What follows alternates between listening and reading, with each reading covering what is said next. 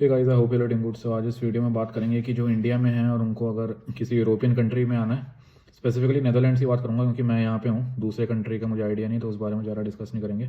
तो जो इंडिया में उनको जॉब अप्लाई करनी है तो कहाँ से अप्लाई करें और कैसे अप्लाई करें, क्या क्या चीज़ें, क्या क्या टिप्स एंड ट्रिक्स होंगी, स्ट्रैटेजीज, तो उस बारे में बात करते हैं।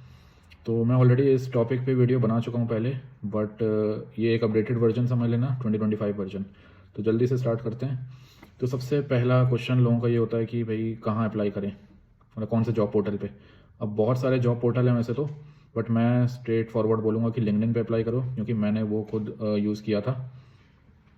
और भी बहुत सारे जॉब पोर्टल्स हैं, बट मुझे नहीं लगता इतना कोई बेनिफिट है, क्योंकि आपको अल्टीमेटली एक जॉब चाहिए, और अगर क्वालिटी जॉब्स पे ही अप्लाई कर दोगे 50, 100, 150 क्वालिटी वाली, अच्छी वाली, तो लिंक्डइन से भी काम हो जाएगा।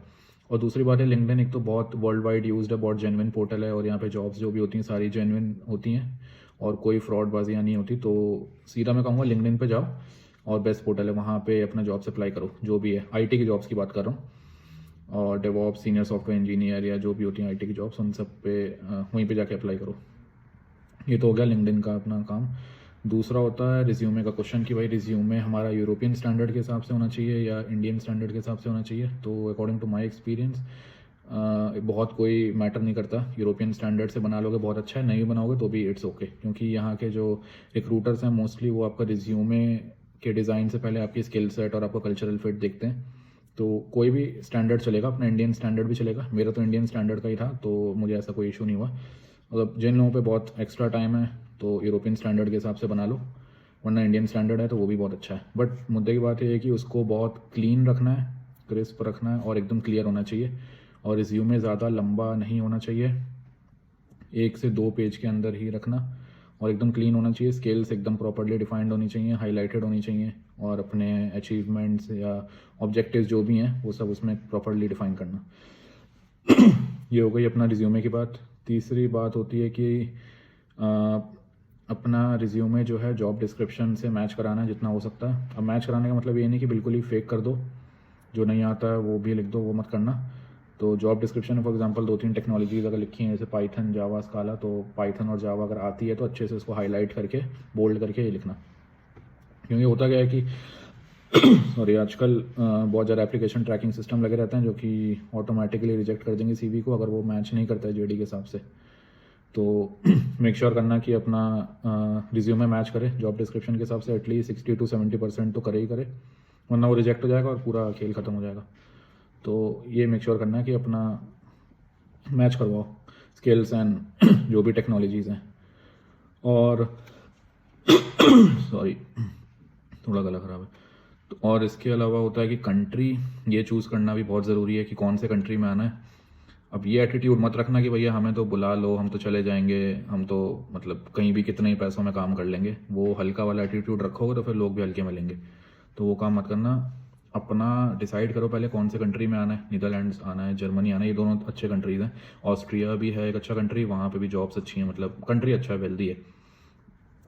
और मतलब कंट्री पहले डिसाइड कर लो कि कौन सा आना है, 2-3 कंट्री लिस्ट डाउन कर लो, वहीं पे जॉब्स अप्लाई करो। क्योंकि कई बार ऐसा होता है कि लोग चले जाते हैं, फिर वहाँ परेशान होते हैं, फिर घर वापस आ जाते हैं, तो कोई मतलब नहीं है। तो ये बहुत ज़रूरी है।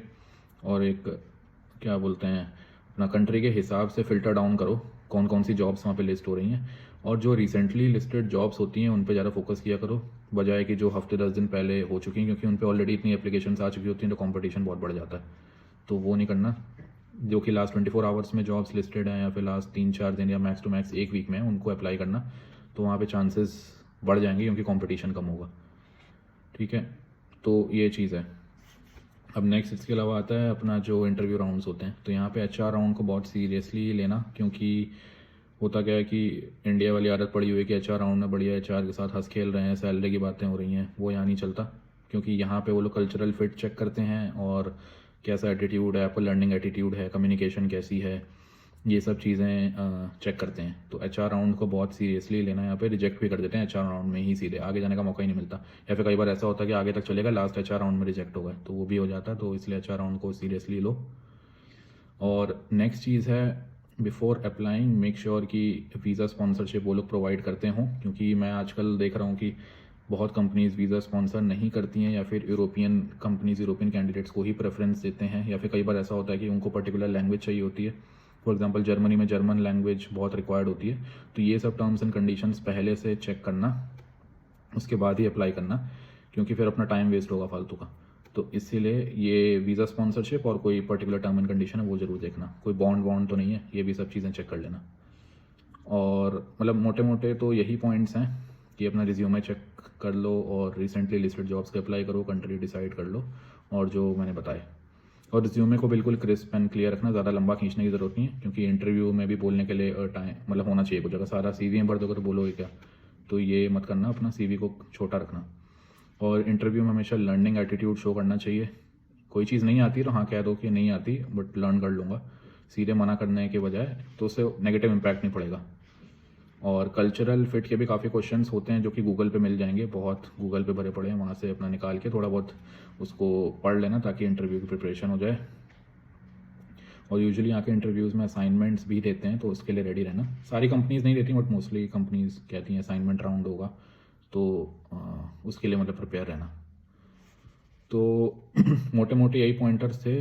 और अगर कोई और डाउट है, कोई चीज़ मिस हो गई है या फिर और कोई क्वेश्चन है, तो मुझे कमेंट बॉक्स में रीच आउट कर लो या फिर लिंक्डइन पे रीच आउट कर लो, डेफिनेटली रिप्लाई कर दूंगा। तो इस वीडियो के लिए इतना ही। Thank you for watching and bye bye.